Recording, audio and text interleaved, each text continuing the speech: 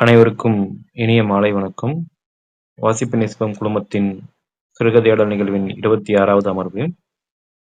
இன்று வாசிக்க இருக்கும் சிறுகதை அதித்தி. நிகழ்வை துவங்கி வைக்க வழக்கம் போல் பிரசன்னா சாரை அழைக்கிறேன். அனைவருக்கும் வணக்கம். கேக்குது? கேக்குது சார், பேசுங்க. இன்றைய சிறுகதையாடல் 26ஆம் நிகழ்வு. ஒரு வெள்ளி விழாவை நிகழ்த்திவிட்டு அடுத்த 25ஐ நோக்கி நாம் பயணிக்கிறோம். இன்னைக்கு நம்ம பேச போற சிறுகதை அதிதி அப்படிங்கிற கதை. காலபைரவன் அப்படிங்கிற எழுத்தாளர் எழுதின கதை. இவருடைய இயற்பெயர் விஜயகுமார். ஆசிரியராக பணிபுரிகிறார். நம்ம குரூப்ல நிறைய ஆசிரியர்கள் இருக்காங்க. கண்டாச்சிபுரம் அப்படிங்கிற ஊர்ல வசிச்சுட்டு கொண்டிருக்கார்.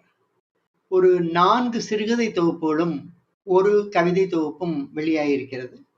ஓரளவு அதனால பிரபலமான எழுத்தாளர் அப்படின்னு நம்ம சொல்லலாம். ஆனா நான் இன்னும் எந்த சிறுகதை தொகுதியும் படிச்சதில்லை. இனிமேலதான் படிக்கணும். இவருடைய சிறுகதை தொகுதிகள் பாத்தீங்கன்னா புலிப்பாணி ஜோதிடர், கடக்க முடியாத இரவு, பைசாசத்தின் எஞ்சிய சொற்கள், அதிதி அப்படிங்கிற 4 தொகுப்பும், ஆதிராவின் அம்மாவை ஏன்தான் நான் காதலித்தேனோ அப்படிங்கிற கவிதை தொகுப்பும் வெளியாயிருக்கு. இந்த கவிதை தொகுப்பை கொஞ்சம் தேடி படிக்கணும் அப்படின்னு நினைக்கிறேன். ஏன்னா தலைப்பே கொஞ்சம் இருக்குது. அப்புறம் இவர் தன்னை பத்தி பிளாக்ல என்ன சொல்லியிருக்காருன்னா, வாசிப்பு தான் தன்னை நிலைப்படுத்தியது. சின்ன வயசுல நான் வாசிக்காம போயிருந்தேன்னா இந்த அளவு வந்திருப்பேனான்னு தெரியல அப்படிங்கிறாரு. முதல் கதை காக்கா கதை அப்படிங்கிற கதை தீரா நதியில வெளியாயிருக்கு. அந்த கதையை தேடி நான் கேட்டு பார்த்தேன். ஆடியோல யாரோ பேசியிருந்த அந்த கதை. இவரோட கொள்கையெல்லாம் கிட்டத்தட்ட அதுல வருது. அவர் என்ன சொல்றாருன்னா, எழுத்து என்பதே அரசியல் செயல்பாடுதான். தன் கதைகள் அரசியல் இருக்கும், அதுல கண்டிப்பா அரசியலை கொண்டு வருவேன் அப்படின்னு சொல்றாரு. மனம் அலைகழிக்கும் துருக்கனவுகள், விளிம்பு நிலை மக்களின் பேசப்படாத உணர்வுகள், பெண்களுடனான உறவுகளின் பதற்றம், இவை தன்னுடைய கதை களங்கள் அப்படின்னு சொல்றாரு. இந்த கதை அதிதி அப்படிங்கிறது அதிதி தொகுப்புல இருக்கிறது. ஒரு சிறுவர் உளவியலை பேசக்கூடிய கதை. இதை பத்தி நிறைய பேர் சிறுவர் உளவியலை பத்தி எழுதியிருக்காங்க. கீராவும் அழகிரிசாமியும் பத்தி நாம நிறைய சிறுகதை தொகுப்புகள் வாசிச்சோம்.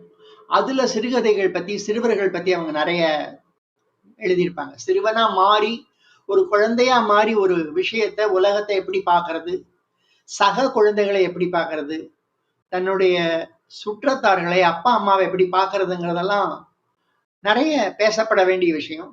அதுல ஒரு சப்ஜெக்ட் எடுத்துட்டு இந்த அதிதி அப்படிங்கிற கதை பேசுது. என்னங்கிறத இப்ப நம்ம மக்கள் பேசுவாங்க. அதுக்கப்புறம் நம்ம கடைசியில நான் பேசுறேன். நன்றி. இனி கதிர் எடுத்துக்கலாம். நன்றிங்க சார். ஓகே, விமலா மேம், நீங்க பேசுறீங்களா? ஓகே சார், பேசுறேன். அனைவருக்கும் வணக்கம். ஒவ்வொரு வாரமும் ஒவ்வொரு வகையான தேர்வை வச்சிருக்காங்க. இந்த வாரம் சொல்வது போல, பிரசன்னா சார் சொல்வது போல சிறுவர் இலக்கியம் சார்ந்தது மாதிரி இருந்துச்சு இந்த கதை அதிதி. பெரும்பாலான வீடுகள்ல தற்போது உள்ள காலகட்டங்கள்ல பாத்தீங்க அப்படின்னு சொல்லிட்டா ஒரு ஆண் ஒரு பெண் அப்படிங்கிற மாதிரிதான் குழந்தை இருக்கிறாங்க. ஸோ இன்னும் கொஞ்சம் பிஃபோர் ஒரு 20-30 அந்த மாதிரி இயர்ஸ் பிஃபோர் அப்படி பார்க்க போனோம்னா பெரும்பாலான வீடுகள்ல இந்த மாதிரி அதிகமான குழந்தைகள் இருப்பாங்க. எங்கேயும் அதிகமான குழந்தைகள் இல்லை, 2 பெண் குழந்தைகள் தான் இருக்கிறாங்க. ஏன் அப்படி சொல்ல வரேன் அப்படின்னு சொல்லிட்டா, இப்ப எல்லாம் 1 ஃபீமேல் 1 மேல் அப்படின்னோட நிப்பாட்டிடுறாங்க. இல்ல 2 குழந்தைனாலும் விட்டுடுறாங்க, அவ்வளவுதான். அது ஃபீமேலா இருந்தாலும் சரி, மேலா இருந்தாலும் சரி. இங்க இந்த 2 பெண் குழந்தைகளுக்கு இடையில உள்ள அந்த காழ்ப்புணர்ச்சி அப்படின்னு கூட சொல்லலாம். இது அக்காவுக்கு மேல உள்ள அந்த அதிகமான கவனிப்பு, அவளுக்கு இருக்கக்கூடிய எல்லாமே நமக்கு கிடைக்கலன்னு அதிதியோட மன ஓட்டத்துல அந்த சிறுகதை ஃபுல்லாவே சென்றுட்டு இருக்கு. கதையோட ஆரம்பத்துல அந்த நீல நிற வெளிச்சம் அவளுடைய கண்ணு துரத்தி அந்த தூக்கத்தை கெடுக்குது அப்படின்னு சொல்லி போட்டிருக்காங்க. பெரும்பாலுமே ஒரு சிலர் இரவுல தூங்கும் பொழுது லைட் அதாவது ஒரு நைட் லேம்பாவது அட்லீஸ்ட் யூஸ் பண்றவங்க இருக்காங்க. ஆனா ஒரு சிலருக்கு அந்த இது பிடிக்காது. இங்க இந்த நீல நிற வெளிச்சம் அதிதியை ரொம்ப டிஸ்டர்ப் பண்ணுது. அவளுக்கு அந்த லைட் ஒருவேளை என்ன என்னோட பாயிண்ட் ஆஃப் வியூ என்ன அப்படின்னு சொல்லிட்டு அவளுக்கு அந்த லைட் போட்டா அந்த தூக்கம் வராது அப்படிங்கிற மாதிரி கூட இருக்கலாம். ஆனா ஃபேமிலி மெம்பர்ஸ் வந்து குழந்தைங்க இருக்க வீட்டுல அட்லீஸ்ட் ஒரு சின்ன லைட்டாவது எரியணும் அப்படின்லாம் இருக்கலாம். ஆனா இவளுக்கு அந்த நீல நிற வெளிச்சம் வந்து பாக்குறப்பெல்லாம் அவளுக்கு அந்த தூக்கமே வர்றதில்லை அப்படிங்கிறத மென்ஷன் பண்றாங்க அந்த கதை ஃபுல்லாவே. அப்புறம் இந்த அப்பாவோட கேரக்டரும் அந்த அதிதியோட கேரக்டரும் தான் இங்க ஃபுல் அண்ட் ஃபுல் இந்த கதையவே நிர்ணயிச்சிருக்கு. அதிதி வந்து அப்பா மேல அதிகமான பாசம் வச்சிருக்கா. உண்மை என்னன்னா அதுதான், அப்பாவும் அதிதி மேல ஈக்குவலா எல்லாமே வச்சிருக்காரு. பட் ஆனா அதை வெளிக்காட்டல.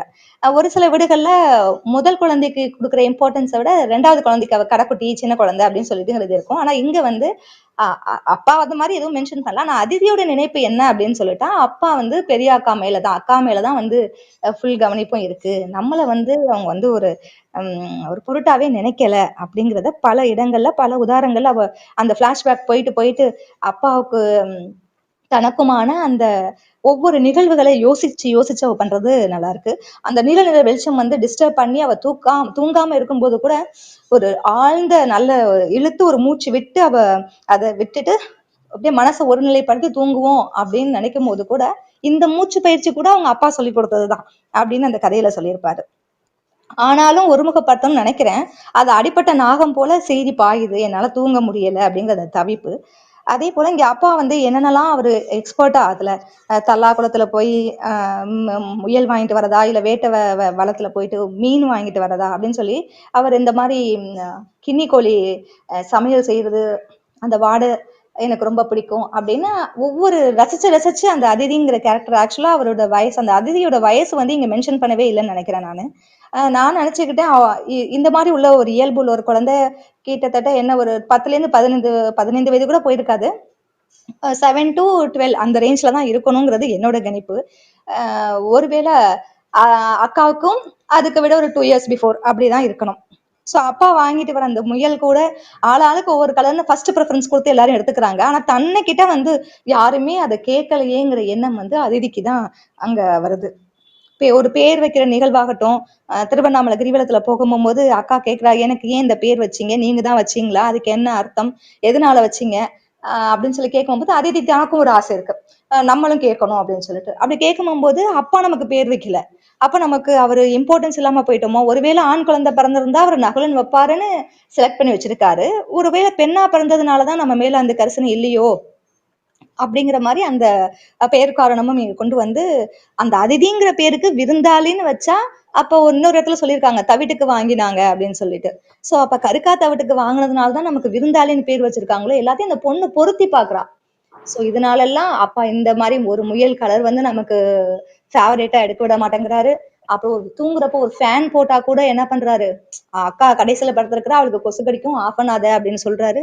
அதுக்கப்புறம் வந்து இன்னைக்கு இது தலப்பாக்கட்டு பிரியாணி தான் செய்யணும் அப்படின்னு சொல்லல மீனை வாங்கிட்டு வந்துடுறாரு. இந்த மாதிரி ஒவ்வொரு நிகழ்வுகளையும் பொருத்தி பாக்குறா. சோ இதெல்லாம் பார்க்கையில தனக்கு பேர் வைக்கல அப்படின்லாம் பார்க்கையில இவளுக்கு அப்ப நம்ம இந்த வீட்டுக்கு ஒரு விருந்தாளியா தான் இருக்கிறோம், நம்ம மேல வந்து ஒரு மெயின் கான்சென்ட்ரேஷன் இல்ல இந்த ஃபேமிலி மெம்பர்ஸ்க்கு அப்படிங்கிற மாதிரிதான் கொண்டுட்டு வராரு. இது நான் அதிதியை படிக்க எனக்கு எங்க வீட்டுல நடந்த அந்த சின்ன வயது குழந்தைதான். இப்ப நான் எங்க வீட்டுல நான் என் தங்கை தம்பி, எனக்கும் என் தங்கைக்கும் நடக்கையில அந்த ஃபர்ஸ்ட் குழந்தைங்கிறதுனால என் மேல கொஞ்சம் இம்பார்ட்டன்ஸ் கொடுப்பாங்க. எல்லாமே செகண்டாவே என் தங்கச்சி யூஸ் பண்றதுனால எல்லாமே அக்கா யூஸ் பண்ணதே தான் எனக்கு கொடுக்கணுமா, எனக்குன்னு ஃப்ரெஷ்ஷா புதுசா எதுவுமே வாங்கி கொடுக்க மாட்டீங்களா, அவ போட்டுற ட்ரெஸ் பத்தலைன்னா என்கிட்ட கொடுத்துடுறீங்க, அவ யூஸ் பண்ற சைக்கிள் சின்னமா போச்சு அவ வளர்ந்துட்டான்னு அவளுக்கு வேற வாங்கி கொடுக்குறீங்க. இந்த மாதிரி எல்லாம் இந்த காம்படிஷன் நடக்கும். சோ என்னோட சிஸ்டரை வந்து அந்த அதிதி கேரக்டர்ல நான் பொருத்தி பார்த்தேன். இந்த மாதிரி அப்ப எல்லாருடைய மனசுல இருக்கு. இப்போ நம்ம ஒரு மெச்சூர்டு ஸ்டேஜுக்கு வந்துட்டோம், அந்த ஃபீலிங் நமக்கு தெரியும். அப்படிங்கும் போது அந்த குழந்தை மனசுல உள்ள பக்குவம் எப்படியெல்லாம் ஒரு அப்பாவை வந்து அவ்வளவு பாசமா இருந்தாலும் தன் மேல ஒரு கான்சன்ட்ரேஷன் இல்லாத போது அவரை கொல்லக்கூடிய அளவுக்கு அந்த கனவெல்லாம் போயிருக்குது. நம்ம வீட்டுக்கு ஒருத்தவங்க வர்றாங்கன்னா அவ கூட அவ பேரை சொல்லிதானே கூப்பிடுறாங்க, தன்னோட பேரை சொல்லி கூப்பிடலையே அப்படின்னு அவ நினைக்கிறது. ஒரு சின்ன குழந்தைத்தனமா அந்த குழந்தைத்தனம் அவள்கிட்ட இருக்கு. ஒரு மீன் வாங்கி அவளுக்கு பிடிச்ச அந்த இறால் மீன் சொல்லியிருப்பாருன்னு நினைக்கிறேன், அந்த மீனை வாங்கி தட்டுல அப்படி வரிசையா அடுக்கி வச்சு பாக்குறது, அதெல்லாம் ரொம்ப பிடிச்சிருந்துச்சு. அதே மாதிரி நைட் ஆனா 10:30 மணிக்கு மேல வரைக்கும் சுட்டி டிவி பார்க்கணும். அதுக்கப்புறம் வடிவேல் காமெடி காமெடி பார்த்தா தான் தூக்கம் வரும் அப்படிங்கிற மாதிரி. இன்னும் கூட எங்க வீடுகள்ல இருக்கக்கூடிய சில வாண்டுகள் இந்த வேலையெல்லாம் பார்க்கும். நம்மலாம் தூங்கினதுக்கு அப்புறம் கூட அந்த டிவியை வச்சு பார்த்துக்கிட்டு இருக்கோங்க.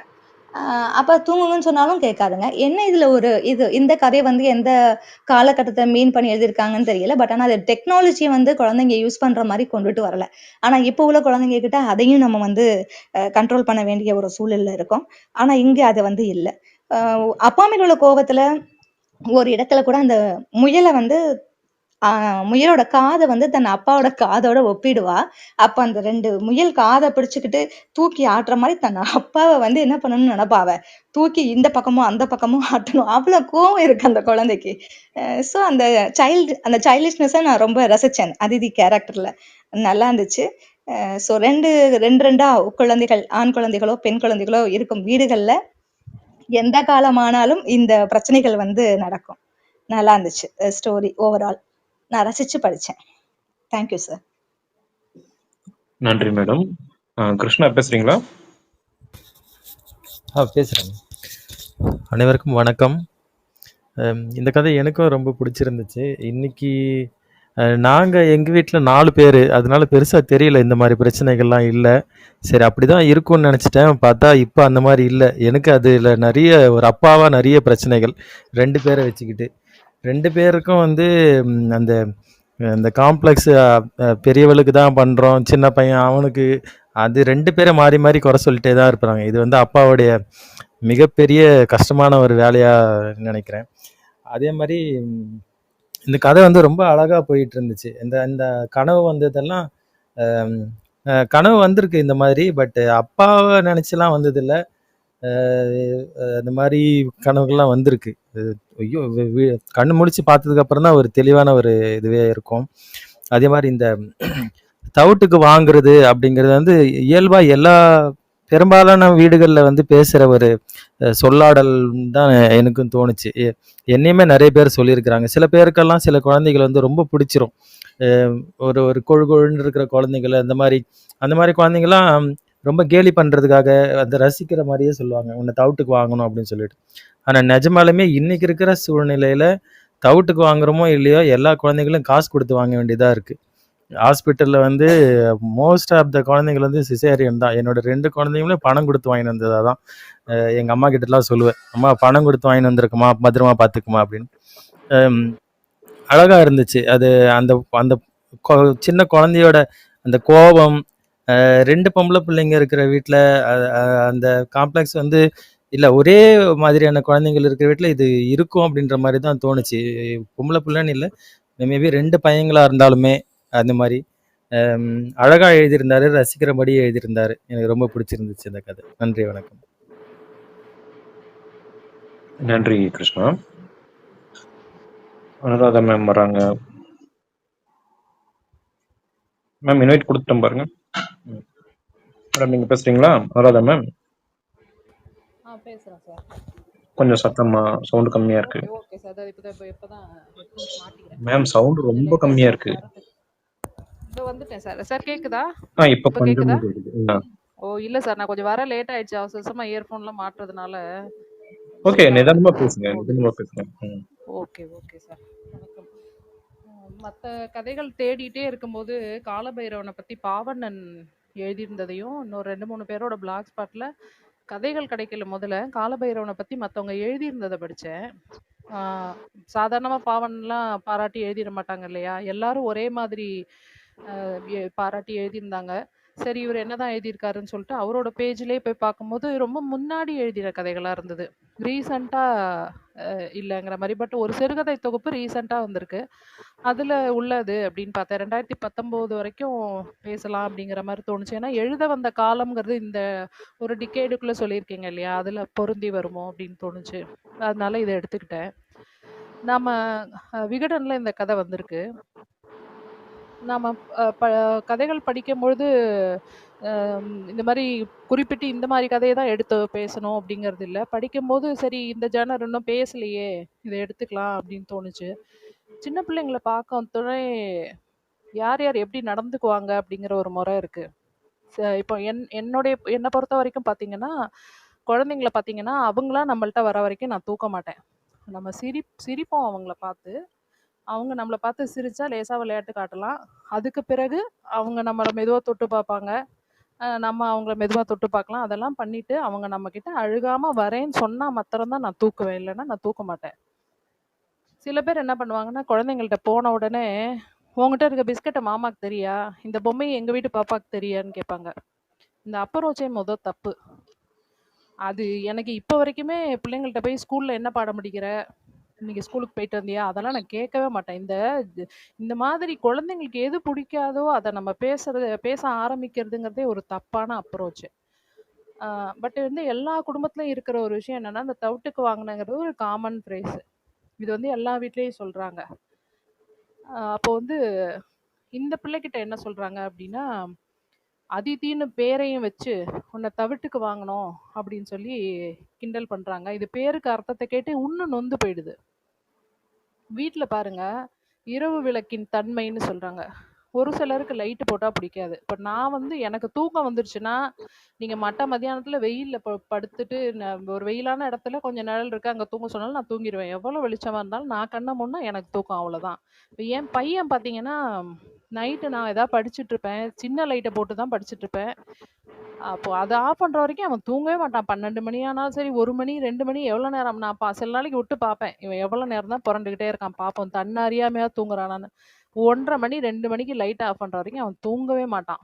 இது மாரி அந்த பொண்ணுக்கு ஒரு இயல்பு இருக்கு. லைட் எரிஞ்சா தூக்கம் வராதுன்னு. ஆனா இந்த பொண்ணுக்கு லைட் இல்லன்னா அவ பயப்படுவா அப்படின்னு சொல்லி பெரிய பொண்ணுக்காக குடுக்குறாங்க. அப்போ சவலைங்கிறது பார்த்தீங்கன்னா, ஒரு வீட்ல யாருக்கு வரும்னா, பெரிய பிள்ளைக்கு தான் வரும். 2வதா ஒரு குழந்தை பிறக்கும் பொழுது, முதல் குழந்தைக்கு சவல தட்டும் அப்படின்னுவாங்க. அத பார்த்து பார்த்து பொறாமப்படுறது அப்படின்னு சொல்லிட்டு. இவ்வளவு 10 பேருக்கு கவுன்சிலிங் பண்ணிட்டு, 10 பேருக்கு அட்வைஸ் பண்ணிக்கிட்டு இருக்கிற நமக்கே புள்ள வளர்க்கறது எப்படின்னு வரும்போது, எங்க வீட்ல என்ன ஆச்சுன்னா, என் பொண்ணு பையனுக்கும் அவளுக்கும் 3 வருஷம் வித்தியாசம். பையன் சின்னவன். பொண்ணு என்ன சொல்ட்டா அப்படின்னா, "கண்ணு தெரியல" அப்படின்ட்டா ஒரு நாளைக்கு. "எனக்கு எதுவுமே தெரியல. கையில எத்தன விரல் இருக்குன்னே தெரியல" அப்படின்ட்டா. அப்போ நாங்க திருச்சியில இருந்தோம். அப்போ ஜோசப் ஐ ஹாஸ்பிட்டல் தான். அப்போ இந்த வாசன் ஐ கேர், அகர்வால் மாரிலாம் வரல. ஜோசப் ஐ ஹாஸ்பிட்டல் தான் அப்போ பெஸ்ட் ஹாஸ்பிட்டல். அங்க போறோம். ஒரு நியூரோ சர்ஜன் கிட்ட போறோம். மைக்ரோஸ்பைன் சர்ஜன் கிட்ட போறோம். ஸ்கேன் எடுக்கிறோம். அது இதுன்னு அந்த அட்டென்ஷன் சீக்கிங் பிஹேவியர்ன்னு ஒண்ணு இருக்கு இல்லையா? அது பண்றா. அங்க போனோனே அவங்க கேட்டாங்க, 2வது குழந்தைக்கு என்ன வயசு? இது அட்டென்ஷன் சீக்கிங் தான். நீங்க இவளுக்கு கூடுதலா அட்டென்ஷன் குடுங்க அப்டின்னாங்க. அந்த நேரத்துல நம்ம சுதாரிச்சுக்கிறதுன்னு ஒண்ணு இருக்கு இல்லையா? அதெல்லாம் முக்கியம். இந்த மாதிரியான ஃபார்வர்ட் திங்கிங்லாம் இப்ப நமக்கு இருக்கு. நெறையா விஷயத்த உளவியல் பிரச்சனையா எடுத்துக்கிறதா, சைக்காலஜி வீட்ல எது பிரச்சனை நடந்தாலும் ஒரு மனநல மருத்துவர அணுகுறதா, கார்ப்பரேட் கம்பெனிஸ்ல ஃபேமிலி பிரச்சனைகள் வரத பத்தி கிளாஸ் எடுக்குறாங்க. ஒர்க் ஸ்ட்ரெஸ்ஸ பத்தி எடுக்குறாங்க. அப்போ அதெல்லாம் கிடையாது. இது கொஞ்சம் முன்னாடி உள்ள பீரியட்ல உள்ள கதைன்னு நெனைக்கிறேன். இதுக்கு முன்னாடி யார் யார் பேசியிருக்கீங்கன்னு தெரியல. என்ன சொல்லியிருக்கீங்கன்னு தெரியல. சிமிலர் பாயிண்ட்ஸே சொல்லிடுவேனான்னும் தெரியல. இருந்தாலும் சொல்றேன். ஒரு ஆத்திரம், வன்மம் வந்தது அப்பா மேல அப்படின்னு போட்டிருக்காங்க. இது வருமா அப்படின்னா, கண்டிப்பா வரும். கேஎன் செந்திலோட ஒரு கதையிலயும் பார்த்தீங்கன்னா, 2வது குழந்தை பொறந்துரும். அந்த குழந்தைய ஒரு பொண்ணு தூக்கிட்டு போய் பனியிலேயே வச்சுக்கிட்டு 1 மணி நேரம் வச்சுக்கிட்டு நிக்கும். ஏன் அப்படின்னா, பனியில வச்சிருந்தா சளி பிடிக்கும்னு அதுக்கு தெரியும். அங்க புடிக்கிற அந்த வியாதி, அந்த குழந்தை சாகுற ஸ்டேஜுக்கு போயிடும். குழந்தை சாகும்போது என்ன பண்ணும்னா, அந்த குழந்தை போய் சாமிகிட்ட வேண்டிக்கும். தம்பி சாகுற மாரி இருக்கும்போது, அப்பாவும், அம்மாவும் பாயுவாங்க. அப்ப அந்த குழந்தை வேண்டிக்கும். "ஆ தம்பி செத்துறக்கூடாது கடவுளே! தெரியாம பண்ணிட்டேன், காப்பாத்து" அப்படின்னு சொல்லிட்டு. அந்த வன்மங்கிறது குழந்தைங்களுக்கு வேற திங்கிங்கே இல்லையா? அதுங்களுக்கு என்ன தேவையோ அது கிடைக்கலன்னா, நமக்கு பல கவலை இருக்குது. அதுங்களுக்கு சீக்கிரமா ஒரு விஷயத்த கத்துக்குதுங்க. என் புள்ள சொன்னா உடனே செஞ்சுரும்னு ஏன் சொல்றோம் அப்படின்னா, அவங்களுக்கு அட்டென்ஷன் வேற பக்கம் நெறைய பக்கம் போகாது. கவனத்த குவிச்சு சீக்கிரமா கத்துக்குறாங்க எந்த விஷயத்தையும். ஸோ அந்த வன்மம் வருவதற்கு நெறைய வாய்ப்பு இருக்கு. 2வது வீட்ல பாட்டிங்க இருக்காங்க இல்லையா? எல்லா வீட்லயும் இந்த அப்பத்தான்னு ஒரு பாட்டி இருக்கும். அப்பாவோட அம்மா. அவங்களோட வேலையே என்னன்னா, "உங்க அப்பா வந்துட்டான் பாரு. உங்க அப்பங்கிட்ட போய் கேளு." அது அவங்க எப்படி பேசுறாங்களோ, அதையே இந்த குழந்தைங்க சொல்லும். "உங்க அப்பா வந்துட்டானா?" அப்படின்னு கேட்டா, "வந்துட்டான்" அப்படிங்கும். அது கேட்கறதுல அவங்களுக்கு அப்படி ஒரு ஆனந்தம். பேத்தி போறான், வரான்னு பேசுறதுலயோ, போடி வாடின்னு பேசுறதுலயோ. ஸோ இந்த பொண்ணும் "உன் புருஷன்கிட்ட கேளு" அப்படின்னு சொல்றதுல எனக்கு ஒண்ணும் பெரிய ஆச்சரியமா இல்ல. நெறைய வீட்ல பொம்பள பிள்ளைங்க அந்த மாரி பேசுதுங்க. பட் இதுல வந்து என்ன கொஞ்சம் சேஞ்சுனா, இவங்க அப்பா கம்ப்யூட்டர்ல ஒர்க் பண்றாரு அப்படிங்கிற மாரி போட்டிருக்காங்க. ஸோ பழக்கவழக்கத்துல கொஞ்சம் நவீனம் இல்லாத, பட் படிச்சு வேலைக்கு போயிட்ட மாரி ஒரு குடும்பம் அப்படின்னு நான் புரிஞ்சுக்கிட்டேன். அத மாறவே இல்ல. இந்த பாட்டிங்க எப்படியெல்லாம் பேசுறத அப்படியே அந்த குழந்தைங்க வந்து ரிப்பீட் பண்ணுதுங்க இல்லையா? அது. அதுக்கப்புறம் அ ஒவ்வொன்னா அவங்க அப்பா மேல வந்து இருக்கிற கோபம் எல்லாம் ஒவ்வொன்றாக சித்திரங்கள் ஒவ்வொன்றாக மேலெழும்பின அப்படின்னு குடுத்துருக்காங்க. ஒவ்வொன்னா அந்த குழந்தை நெனச்சு பாக்குது. இந்த மாதிரி எல்லாம் ஒரு கியுமுலேட்டிவ் திங்கிங் வருமானா? வரும். கண்டிப்பா குழந்தைங்களுக்கு வரும். ஏன்னா, நமக்கு யார பிடிக்கலையோ அவங்க எது செஞ்சாலும் தப்பா இருக்கும். அவ்ளோ ஆத்திரம் வந்துகிட்டே இருக்கு. ஆ கினி கோழி வாங்கிட்டு வர போயிட்டு முயல் வாங்கிட்டு வராரு. ஆனா, அப்பா கேரக்டர் பார்த்தீங்கன்னா, அழகா சொல்லியிருக்கிறாரு. இதெல்லாம் சொல்லிக்கிட்டே வரேன். கடைசியில அப்படியே அப்படியே ட்விஸ்ட் ஆவுற மாதிரி யூ டர்ன் எடுக்கிற மாரி ஒரு விஷயம் சொல்லணும்னு தோணுது. இவரு வந்து கூட வரவங்களுக்கு கார்ட வாங்கி குடுக்குறாரு. தானும் போய் நல்லதா பார்த்து வாங்கிக்கிட்டு, அவருக்கு புடிச்ச பொருள்னா என்ன விலை வேணாலும் குடுத்து வாங்கிடுவாரு. ஒரு ரசனையுள்ள ஒரு ஆளா தெரியிறாரு. அந்த மாரி தான் இருக்காங்க. அம்மாங்கிறவங்களும் இந்த குழந்தை கோச்சுக்கிட்டா, உடனே சமாதானப்படுத்துறவங்களா இருக்கிறாங்க. அதுவும் ஒரு நல்ல விஷயமா இருந்தது. உடனே விட்டுடல இவள. அந்த மாரி சமாதானப்படுத்திக்கிட்டே போறாங்க. இதுல 2வது குழந்தையுடைய சவலை அப்படிங்கிறதே ஒரு ஆச்சரியமான விஷயமா இருந்தது. அ அதே மாரி மீன் வாங்கும்போது பார்த்தீங்கன்னா, பால்தார் பேத்தின்னு சொல்றாங்க. அப்ப நான் பேத்தி இல்லையா? அப்படின்னு கேட்கிறா. இப்ப அப்படியே அந்த யூ டர்ன பாருங்க. கதையில வந்து இந்த பொண்ணுக்கு ஒரு காம்ப்ளெக்ஸ் இருக்கிற மாரியும், ஒரு பயங்கரமான ஃபீலிங் இருக்கிற மாரியும் குடுத்துக்கிட்டே வராங்க. உண்மையிலேயே விஷயம் என்னன்னா, வீட்லயே ரொம்ப ஒரு பெரிய ஆளாவும், தன்ன தானே நெனச்சுக்கிட்டு, தனக்கு எல்லாமே கிடைக்கணும்னு சொல்லிக்கிட்டே இருக்கிற பொண்ணு இவ தான் ஆக்சுவலா. "நீ உன் புருஷன் என்ன வாங்கிட்டு வந்திருக்கான் பாரு. எனக்கு நீங்க இத குடுக்க மாட்டீங்கங்கிறது. எந்நேரமும் ரோட்லயே தான் கிடப்பாங்கிறது. வீட்டுக்கே வராம ரோட்லயே தான் விளையாடுவா" அப்படின்னு சொல்றது. அந்த அளவுக்கு ஒரு லிபர்ட்டி குடுத்துருக்காங்க. அதுக்கப்புறம் வந்து அம்மா சமாதானப்படுத்தி சாப்பாடு போட சொல்லி கெஞ்சுறாங்க. அடுத்த வாரம் உனக்கு தேவையான மீன வாங்கி தரேங்கிறாங்க. வெந்நீர் போட்டா தான் இவ குளிப்பான்னு குறிப்பிடுறாரு. இல்லையா? அது ஒண்ணு இருக்குது. கெய்சர் போட்டு வைக்கலையான்னு சொல்லி கோச்சுக்கிறா. இப்படிதான் நான் இருப்பேன். அப்படின்ற மாரி நெறைய விஷயங்கள் வந்து இவ ஆத்திரப்படுவாங்கிறதுக்காக வீட்ல வந்து இவளுக்குன்னு ஒரு கிராமர் இருக்கு. அதுபடி தான் இவ நடந்துக்குவா. மத்தவ தான் பெரிய பிள்ள தான் வந்து இம்பார்ட்டன்ஸ் குடுக்கணுமேங்கிறதுக்காக, அவளுக்கு எந்த இதுவும் இன்ஃபீரியரா போயிடக்கூடாதுங்கிறதுக்காக 1, 2 விஷயம் தான் பெரிய பொண்ணுக்கு பண்றாங்க ஆக்சுவலா. இவ ஃபீல் பண்ண வேண்டிய அவசியமே இல்ல. ஏன்னா, மகாராணி மாரி வாழ்க்கை அதிகாரம் பண்ணிக்கிட்டு இருக்கிறது இவ தான்.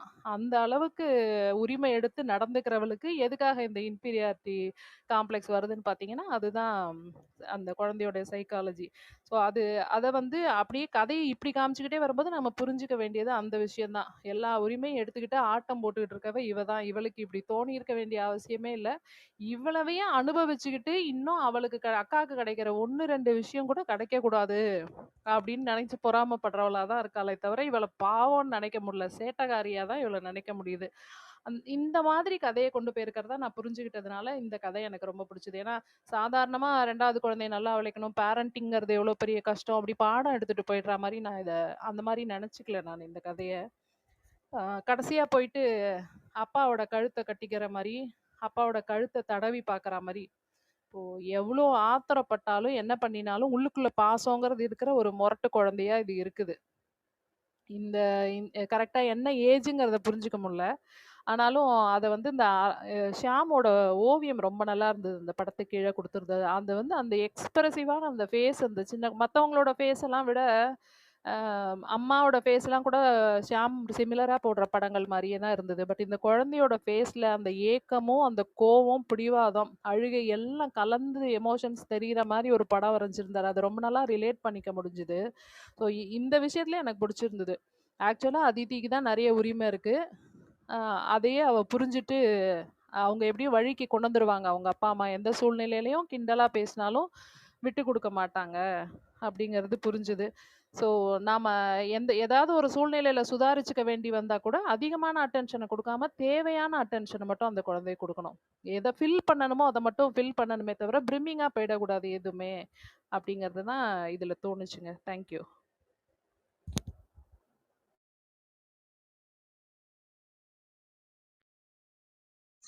நன்றிங்க மேடம். அடுத்து பிரியா நீங்க பேசுறீங்களா?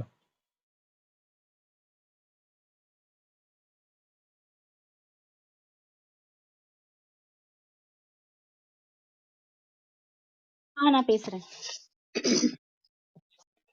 கதை ரொம்ப கியூட்டா இருந்துச்சு.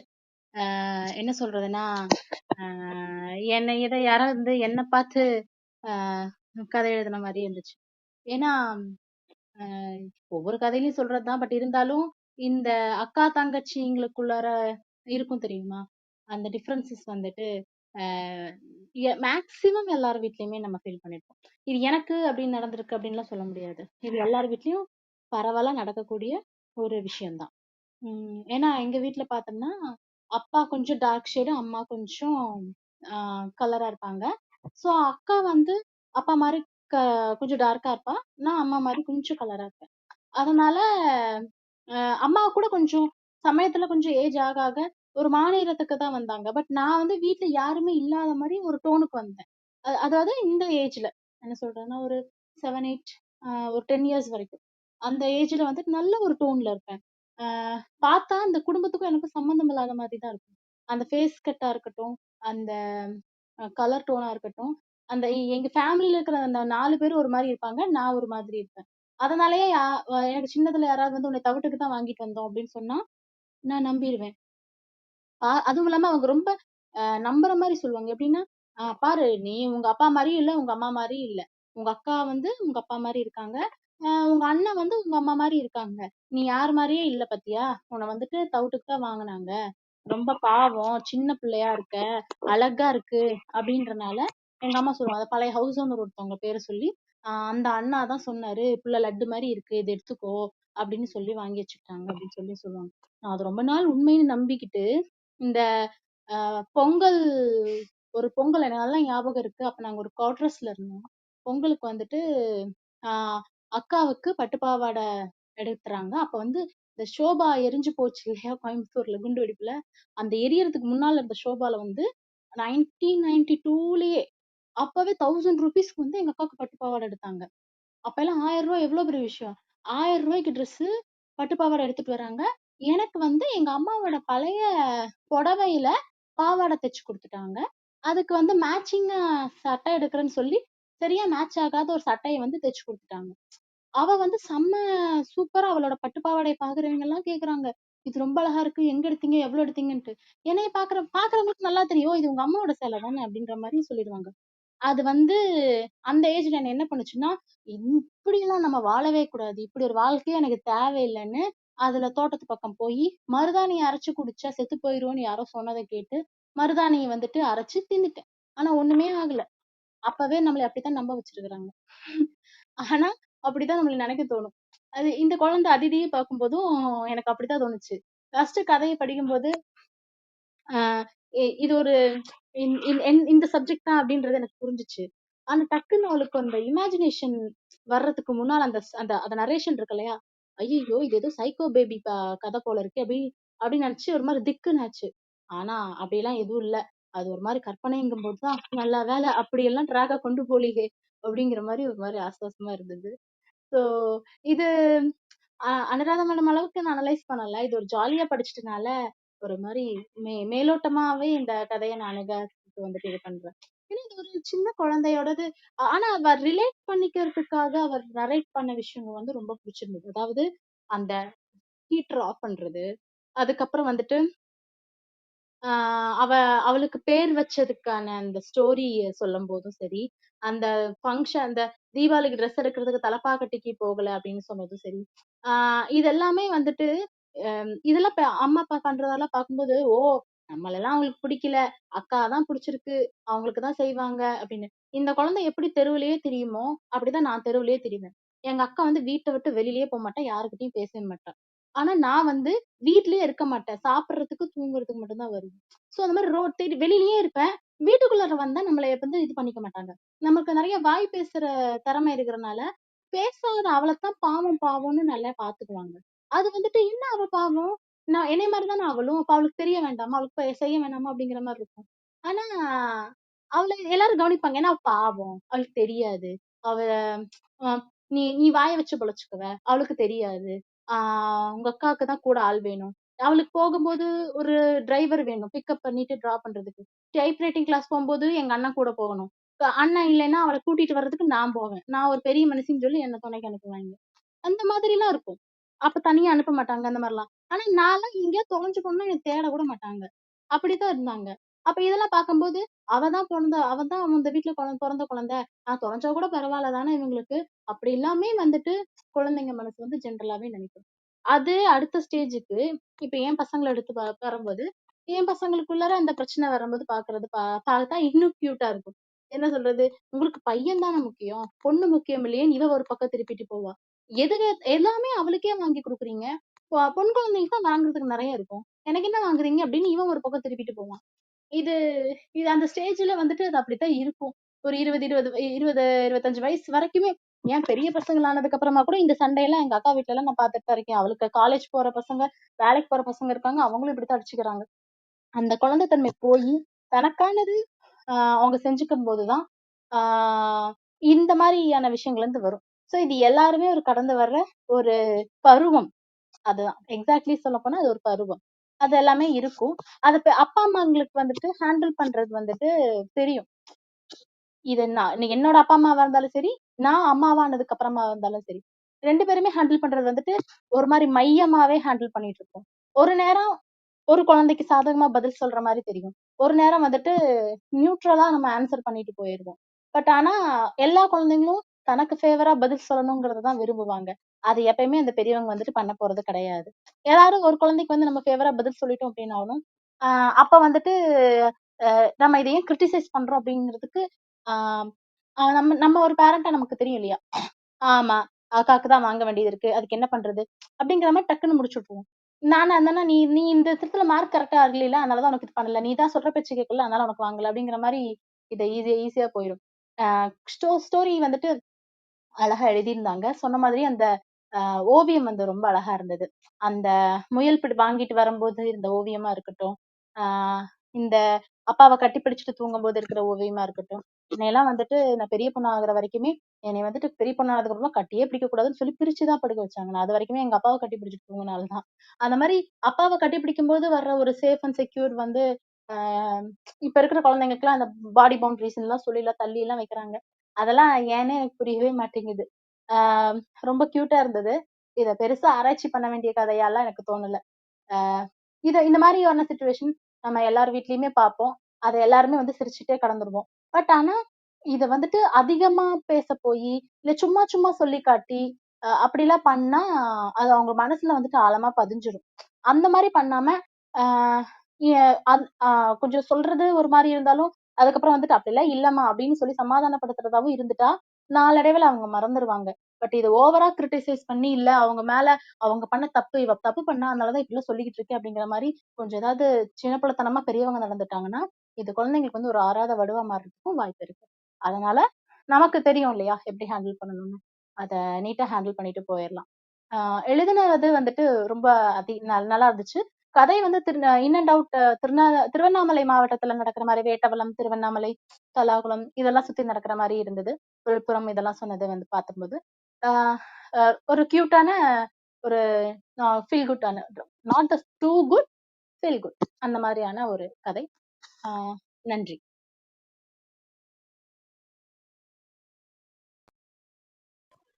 நன்றி பிரியா. அடுத்து சுகந்தி மேம் நீங்க பேசுங்க.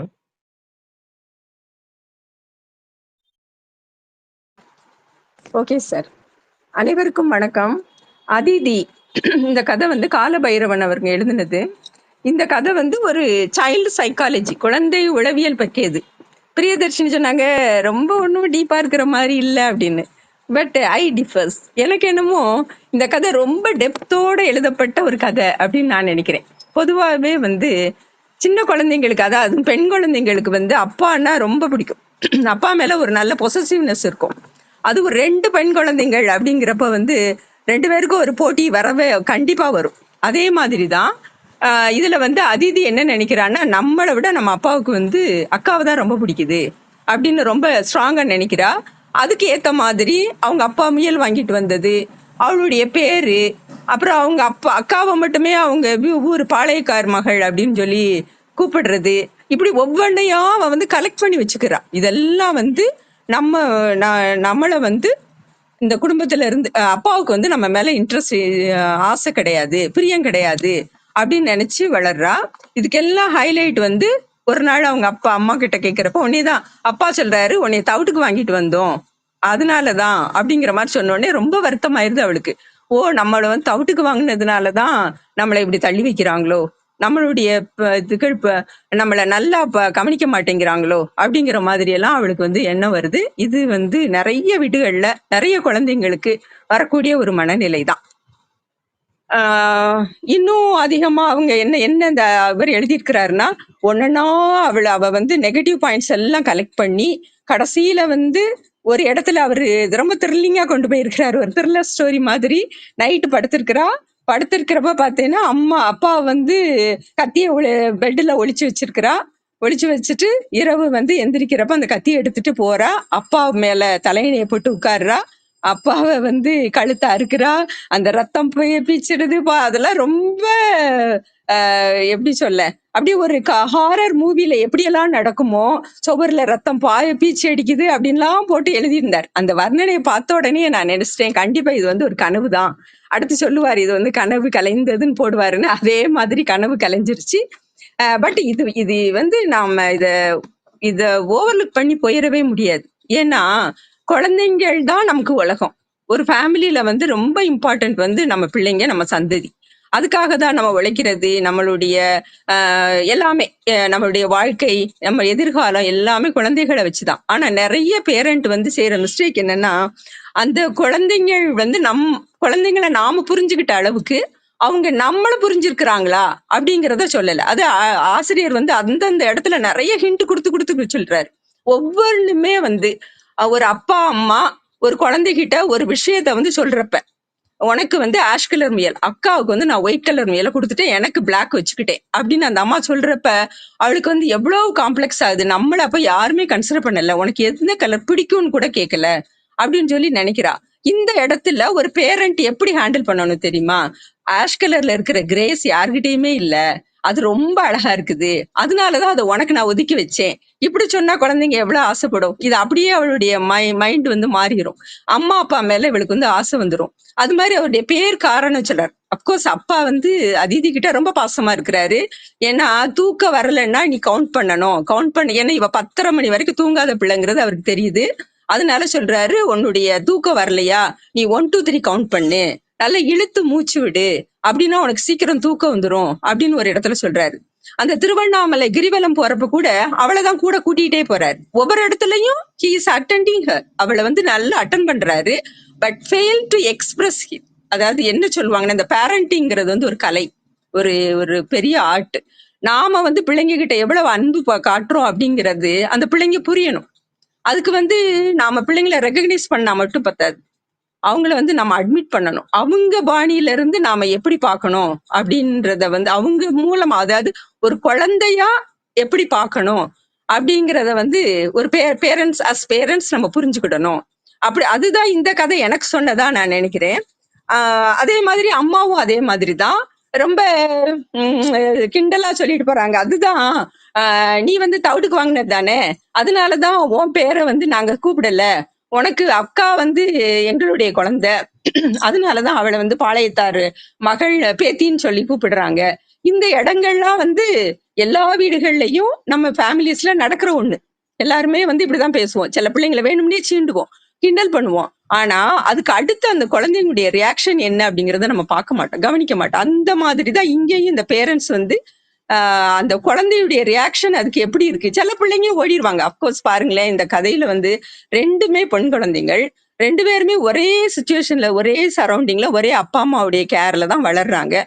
நிச்சயம் அப்பா அம்மா வந்து ஒரே மாதிரி தான் கவனம் கொடுப்பாங்க. ஆனா ஒரு குழந்தை வந்து அதெல்லாம் தாண்டி போயிடுறா, ரொம்ப ஈஸியா எடுத்துக்கிறா. நிச்சயம் அவளுக்கும் சில கிண்டல் கேலிகள் இருந்திருக்கும், அவளே அப்பா அம்மா சீண்டி இருப்பாங்க, அதெல்லாம் அவ வந்து ஓவர்லுக் பண்ணி போயிட்டா.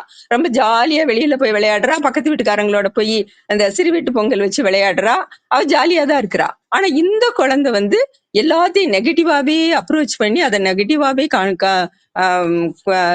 அத மொத்தமா அக்யூமுலேட் பண்ணி வச்சுட்டு கடைசியில அவளுடைய மனசுல எப்படி ஒரு வக்கிரம் ஆயிருது பாத்தீங்களா. அவ கனவுல வந்து அப்பாவையே கொல்ற மாதிரி. எப்பவுமே நம்ம சொல்லுவோம், கனவு அப்படிங்கிறது வந்து நம்மளுடைய இன்னர் தாட் என்ன இருக்கோ அதுதான் கனவா வெளியே வருது அப்படின்றது உண்மைதான். அது எல்லாருக்குமே அக்செப்ட் பண்ணுன ஒரு உண்மை. அப்ப அவளுடைய இன்னர் தாட்ல என்ன வந்துருச்சு, அப்பா மேல ஒரு வெறுப்பு. அதிதி அப்படின்னு அப்பா ஆசையா கூப்பிடுறாரு, அவளுக்கு அது நாராசமா வலிக்குது. அப்பா நம்ம பேரை சொல்ல வேண்டாமே அப்படின்னு நினைக்கிறா அந்த அளவுக்கு. அதே மாதிரி அப்பாவை வந்து பிரியவும் மனசு இல்ல. கடைசியில பாத்தீங்கன்னா அப்பாவை நம்மளா கொன்னுட்டோம், அப்பா இறக்கல அப்படின்னு உடனே ரொம்ப ஆசைப்படுறா. அவருடைய கழுத்தை போய் தடவுறா. அவரை கட்டி பிடிச்சுதான் தூங்கணும், அதுலதான் ஒரு செக்யூர்டு ஃபீல் நமக்கு இருக்கு அப்படிங்கிறத நினைக்கிறா. ஆஹ் அதே மாதிரி இந்த கதையில நான் வந்து புரிஞ்சுக்கிட்டது என்னன்னா, பேரண்ட்ஸ் வந்து பிள்ளைங்களா பழகுறப்ப இன்னும் அவங்களுடைய உளவியல் தெரிஞ்சு, அவங்களுடைய மூடு என்னன்னு தெரிஞ்சு, அவங்க கிட்ட வந்து ரொம்ப எக்ஸ்பிரசிவா, இப்ப அம்மா ஒரு சில இடங்கள்லயாவது சொல்லியிருக்கலாம். சொல்றா, அப்கோர்ஸ். எப்படி சொல்றான்னா, அந்த குழந்தை சாப்பிடல அப்படிங்கறத வந்து நைட்டு தான் அவங்களே வந்து கவனிக்கிறாங்க. இது வந்து நான் சாதாரண வீட்டுல நடக்கிறதுதான். மதிய சாப்பாடு வேண்டாம் அப்படின்னா நம்ம விட்டுருவோம், போய் தாங்கிட்டு இருக்க மாட்டோம். பட் நைட்டு சாப்பாடு எடுக்கல அப்படின்னு உடனே அந்த அம்மா போய் அவளை கட்டி பிடிச்சி கூட்டிட்டு வந்து ரொம்ப மெனக்கிட்டு சாப்பாடு கொடுக்குறாங்க.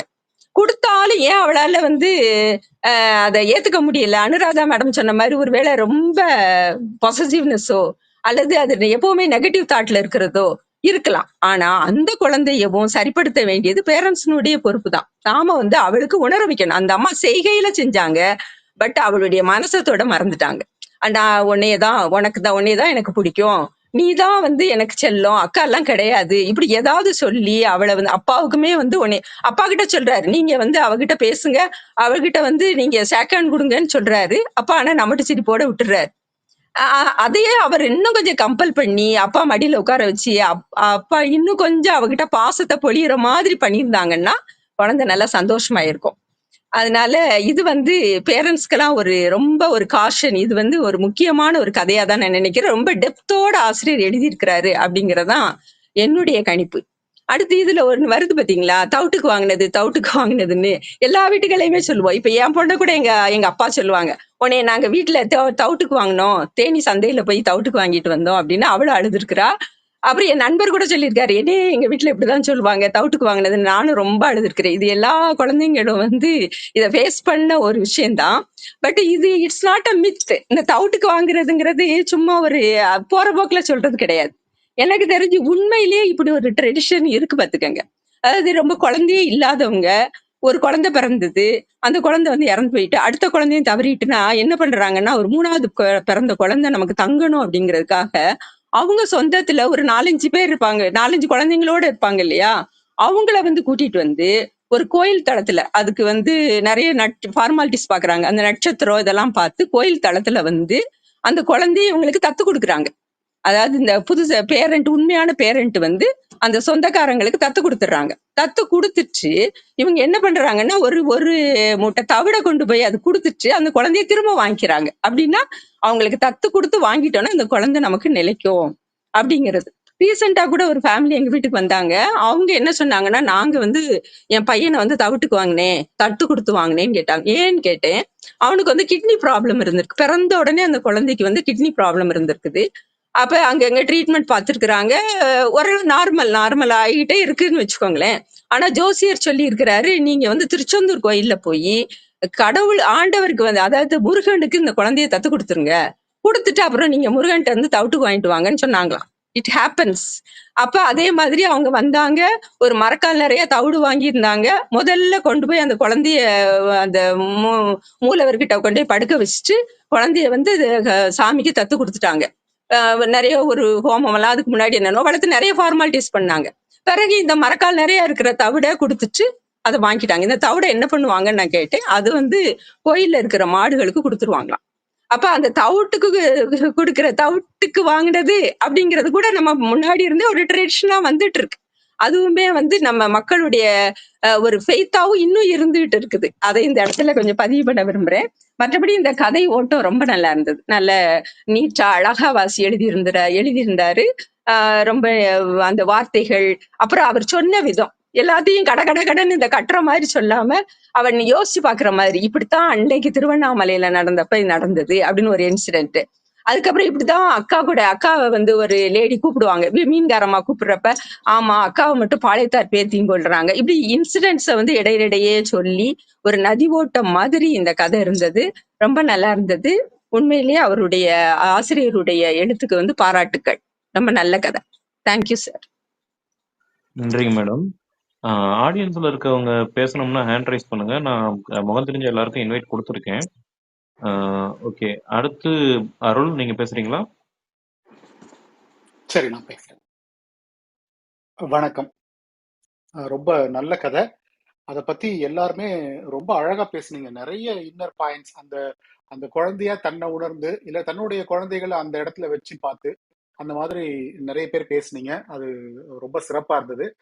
இந்த கதையில மறைபொருளா சொன்ன விஷயங்கள்லாம் கூட நிறைய நீங்க புரிஞ்சுட்டு பேசுனீங்க. அந்த மாதிரி இன்னும் சில விஷயங்கள் நான் சொல்லணும் அப்படின்னு நினைக்கிறேன். இப்போ கதை முழுக்கவே வந்து அதிதியோட பர்ஸ்பெக்டிவ், அவளுடைய எண்ணம் வழியாதான் நமக்கு தெரியுது. அப்போ அதுல சொல்லாம சொன்ன விஷயங்கள்னு சிலதெல்லாம் இருக்கு. இப்போ நம்ம வாழ்க்கையில நம்ம she's a very privileged child. மற்றவங்க மாதிரி சராசரியா நம்ம நினைக்கிற மாதிரி அவளுக்கு ஏதோ குறை, அவளை ரொம்ப மோசமா நடத்திட்டாங்க, அந்த மாதிரிலாம் எதுவுமே கிடையாது. அது கதையை நம்ம அவ சொல்ற அந்த நரேஷன்லயே நீங்க அதை கண்டுபிடிச்சிக்க முடியும். அவ ரொம்ப ப்ரிவிலேஜா தான் இருக்கா, எல்லா வசதிகளும் அவளுக்கு கொடுக்கப்பட்டு தான் இருக்கு. ஆனா என்னதான் நமக்கு கிடைச்சாலும் நமக்கு கிடைச்சதெல்லாம் என்னன்னு யோசிச்சு பார்த்தோம்னா நமக்கு பெருசா ஒன்றும் தோணவே தோணாது. எப்பவுமே நெகட்டிவ் விஷயங்கள் நம்ம யோசிக்கிறோம்னு வச்சுக்கோங்களேன். ஏதோ ஒரு கவலை வந்துச்சு அப்படின்னா அந்த நெகட்டிவ் விஷயம்னா எப்படி இருக்கும்னா அது ஒரு சரம் சரமா தான் வரும். நீங்க ஒரு நூல் பிடிச்சு இழுத்தீங்கன்னா இது வரைக்கும் இருக்க அந்த மொத்த ஹிஸ்டரி அப்படியே வரும். அந்த நூலை பிடிச்சு இழுத்துக்கிட்டே இருங்க. இதுக்கு முன்னாடி எப்பெல்லாம் என்னெல்லாம் நீங்க எதை யோசிக்கிறீங்களோ அதுக்கான சாட்சிகளை வந்து உங்களோட நினைவுகளை கொண்டு வந்து சேர்க்கும் அப்படிம்பாங்க. அந்த மாதிரி அவளுக்கு அப்பா தன்னை வந்து ஒரு வித்தியாசமா பாக்குறாரு, ஒதுக்கி வச்சிருக்காரு அப்படின்னு நினைக்க ஆரம்பிச்சதுமே அவளுக்கு அதுக்கான சாட்சிகள் வந்து அவளுடைய நினைவு அடுக்குகள்ல இருந்து வரிசையா கிடைச்சிட்டே இருக்கு. அதை அவ எடுத்து அலசுறதுதான் கதையுடைய முக்கியமான பகுதியா இருந்துச்சு. இதுல கனவுகள் பத்தியும் நம்ம அதிகம் பேசல அப்படின்னு நினைக்கிறேன். எல்லாரும் கனவுகள் எப்படி அப்படின்னா நம்ம நினைவுகளை இருந்துதான் நம்ம நினைச்ச விஷயங்கள் இருந்தா வரும். ஆனா அது ப்ரொபோர்ஷனேட்டா இருக்காது. நம்ம ரொம்ப கொஞ்சமா ஒரு கோபத்தை வச்சிருப்போம், அது கனவுல வரும்போது பெரிய வன்மமா கூட இருக்கும். அப்படி இவளுக்கு வந்து இவளுக்கு அப்பா மேல இருக்கக்கூடிய அந்த பொசசிவ்னஸ், அந்த கோபம்ன்றது அது ஒரு பெரிய எக்ஸ்ட்ரீமா வரும்போதுதான் அவளுடைய ரியாக்ஷன். அதுக்கப்புறம் அவளுடைய கனவு கலைஞ்சதுக்கு அப்புறம் அதுக்கான குற்ற உணர்வு அவளை இன்னும் அப்பா கிட்ட நெருங்கி போக வைக்குது. ஸோ அப்பாவுக்கும் மகளுக்குமான அந்த ரிலேஷன்ஷிப் எப்படி இருக்குன்னு பாத்தீங்கன்னு வச்சுக்கோங்களேன். ரொம்ப ஒருத்தர் மேல ஒருத்தர் பாசம் வச்சிருக்கக்கூடிய அப்பாவும் மகளும். நான் அதிதி தான் சொல்றேன். அதிதி மேல அவருக்கு வந்து அதிதி ரொம்ப பிடிக்கும். ஆனா இவங்க ரெண்டு பேர்ட்டையுமே ஒரு இயல்பு என்னன்னா அவர்களுடைய எண்ணத்தை வந்து முழுசா வெளிப்படுத்துறது இல்லை. அது அவளுக்கு அப்பா மேல கோபம், நீங்க என்ன இப்படி சொல்லிட்டீங்க, எனக்கு எவ்வளவு கஷ்டமா இருக்கு தெரியுமா அப்படின்னு அப்பா கிட்ட ஒருபோதும் அவ சொல்லவே மாட்டான். அத வந்து எப்போவாவது அவ வெளிப்படுத்துறான்னா அம்மா கிட்ட வெளிப்படுத்துவாளே தவிர அப்பா கிட்ட அது போகவே போகாது. அதே மாதிரி அப்பாவுக்கு என்னன்னா இவ வந்து ரொம்ப எக்ஸ்பிரசிவான பொண்ணா இருக்கணும்னு நினைக்கிறேன். அதனால இவ நம்ம சொல்றோம்ல அது கியூட்டா இருக்கு அப்படின்னு, அந்த மாதிரி அவ ஒவ்வொருத்துக்குமே அவளால வந்து அவளுடைய எண்ணத்தை மனசுக்குள்ளே வச்சு முடிக்க முடியாது. என்ன நினைக்கிறாளோ அது முகத்துல தெரிஞ்சிடும். அப்படி தெரிகிற அந்த எக்ஸ்பிரஷனை வந்து ரொம்ப ரசிக்கக்கூடிய அப்பாவா இருப்பாரு அப்படின்னு நினைக்கிறேன். ஏன்னா இவர் வேணும்னே அவளை கிளறி கிளறி விட்டுட்டு அதுக்கப்புறம் ஒரு சிரிப்பாரு. நீ நினைச்சுக்கோ, நீ இப்படி பாரு, நீ என்ன பார்வை பாக்குற, நான் அதை பார்த்து ரசிச்சுட்டே இருப்பேன். இப்படிதான் இருக்காரு ஒவ்வொரு முறையுமே. அந்த தவிட்டுக்கு வாங்கினேன்னு சொல்றதா இருக்கட்டும், இந்த மாதிரி பல இதுல வந்து அவ வருத்தப்படுறான்னு அவருக்கு தெரியும். ஆனா அந்த எக்ஸ்பிரஷன் கியூட்னஸ் ரசிக்கிறதுலயே அவர் விட்டுறாரு. அதை தாண்டி வந்து சீச்சி இதெல்லாம் ஒரு பெரிய விஷயம் இல்ல, அப்படிலாம் நினைச்சுக்காத, சும்மா சொன்னேன் அப்படின்னு எப்பவுமே அவர் வந்து அதை கிளாரிஃபை பண்ணி முடிக்கிறதே இல்லை. அதே மாதிரி இவளும் இப்படிதானே அப்படின்னு அவ கேட்கறதே கிடையாது. இதுதான் அவங்களுக்கு இருக்கக்கூடிய அந்த எதிர்பார்ப்பும் கொடுக்கறதுல இருக்கக்கூடிய அந்த ஒரு சின்ன ஒரு கியூட்னஸ். அது அத அவ அந்த வயசுல கடந்து வரும்போது அவளுக்கு அது ஒரு பெரிய மலை மாதிரி தெரியுது. அந்த பீரியட பிரியதர்ஷினி சொன்ன மாதிரி அதை தாண்டி வந்ததுக்கு அப்புறம் இதெல்லாம் நினைச்சு சிரிக்கக்கூடிய விஷயமா இருக்கும். எனக்கு இப்படிலாம் இருந்துச்சு தெரியுமா, அப்பா இப்படி பண்ணுவாரு அப்படின்லாம் நிறைய நம்ம வந்து பின்னாடி நினைச்சு பார்த்து ச்சே இவ்வளவுதானா அப்படின்னு நினைக்கக்கூடிய விஷயமா ஆயிட்டு இருக்கும். ஆனா அந்த பீரியட் அது அவளுக்கு வந்து அவ்வளவு பெரிய விஷயம் தான். இப்படிலாம் இருக்கு இப்படிலாம் இருக்குன்ற மாதிரி அவள் நினைச்சுட்டே இருக்கா. இதுல இன்னொன்னு ஏன் அவங்க அந்த மூத்த பெண்ணுக்கு அப்பா கிட்ட இருந்து கொஞ்சம் ப்ரையாரிட்டி கிடைக்குதுன்னா அது எதனால இருக்கலாம் அப்படின்னா, அவளுக்கு சின்ன சின்ன குறைகள் இருக்கலாமோ அப்படின்ற மாதிரி தோணுது. இப்ப தூக்கத்துல வந்து சிறுநீர் கழிக்கிற பிரச்சனை வந்து அவளுக்கு இருக்கு. அந்த மாதிரி சிறுநீர் பட்டுதான் கனவுல இருந்து திடீர்னு எழுந்துட்டு அவ அதிர்ச்சி ஆகுற மாதிரி கதையை முடிச்சிருக்காங்க. சோ அது ஏன் வருது அந்த மாதிரிலாம் பார்க்கும்போது அவளுக்கு அந்த மாதிரி சின்ன சின்ன பிரச்சனைகள் இருக்கிறதுனால அவ சொன்னதுக்கு உடனே உடனே தலையாட்ட வேண்டியது அந்த மாதிரி அப்பாக்கு இருந்திருக்கலாமோ அப்படிலாம் யோசிக்க தோணுது. அந்த மாதிரி பல வகையில வந்து நம்ம சிந்தனைய நம்மளுடைய குழந்தை வளர்ப்பு பத்தியும் நம்மளுடைய பால்ய காலம் பத்தியும் யோசிக்க வைக்கக்கூடிய கதையா இருந்தது. அதுதான் இந்த கதையோட சிறப்புன்னு நினைக்கிறேன். நன்றி. நன்றி அருள். பிரசன்னா சார் பேசுறீங்களா?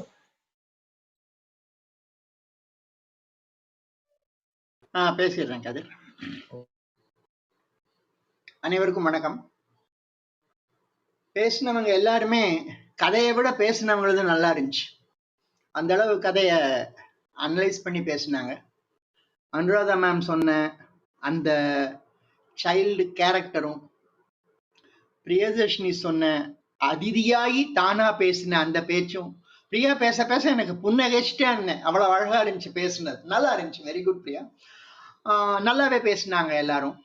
ஆனா இப்ப எல்லாரும் பேசாத ஒரு விஷயத்த நான் சொல்றேன். இந்த எழுத்தாளரோட ஃபர்ஸ்ட் பொண்ணு பேரு நித்ய சைதன்யா, அவரோட ரெண்டாவது பொண்ணு பேரு அதிதி சம்ரிக்ஷா. சோ எழுத்தாளர் வந்து கிட்டத்தட்ட தன்னுடைய கதையை தான் சொல்லியிருக்காரு. நாம இவ்வளவு அனலைஸ் பண்ணாப்ல இந்த கதை வந்து அவர் அவ்வளவு உளவியலால இது சொல்லல. அவங்க வீட்டுல நடக்கிற ஒரு சாதாரண விஷயங்கள். அதே போல அந்த ரெண்டு குழந்தைகளோட வயசையும் நான் கனெக்ட் பண்ணி பார்த்தா, நைட்ல வந்து சிறுநீர் கழிக்கக்கூடிய அளவுக்கு இருக்கிற பொண்ணு வந்து ஒரு 6 அல்லது 7 வயசு தான். அப்ப இந்த பொண்ணுக்கு 3 வயசு 4 வயசு தான். அப்போ இந்த பொண்ணு மேல அவங்க வீட்டுல எல்லாத்துக்கும் வந்து அன்பு அதிகம். ஒரு லவ் ஹேட் ரிலேஷன்ஷிப் தான். அந்த பொண்ணை கொஞ்சம் கிண்டல் பண்ணி பாக்குறது, தெரிஞ்சுட்டே நீ என்ன பண்ற பாத்தியா அப்படின்னு சொல்றது, அப்பா வந்து விளையாடுறது, இந்த மாதிரிதான் அந்த கதை போகுதே தவிர அந்த பொண்ணு வந்து பயங்கர சைக்கலாஜிக்கலா அஃபெக்ட் ஆகி அந்த மாதிரி இல்லை. அந்த பொண்ணு நார்மல் ஒரு வீட்டுல நடக்கிற விஷயம். பிரியா சொன்னாப்புல அக்கா கிடைச்சு தங்கச்சி கிடைக்கல அப்படிங்கிறது தான். ஆனா தங்கச்சிக்கு எல்லாம் கிடைச்சிட்டு இருக்கிறது அப்படிங்கறத உண்மை. நமக்கு ஒரு குழந்தை ரொம்ப பிடிச்சிருச்சுன்னு வைங்க, அவங்க கிட்ட நம்ம கொஞ்சம் கிண்டல் பண்ண தோணும். போட்டு வாங்குறதுன்னு சொல்லுவோம் இல்லையா, கிண்டல் பண்ண தோணும். அது அந்த மாதிரி இந்த கதையில அப்பா வந்து அந்த பொண்ணை கிண்டல் பண்ணிட்டே இருக்காரு. ஆனா அவரோட எல்லா செய்கையிலையும் அந்த ரெண்டாவது பொண்ணுக்கான அன்பு தெரியுது.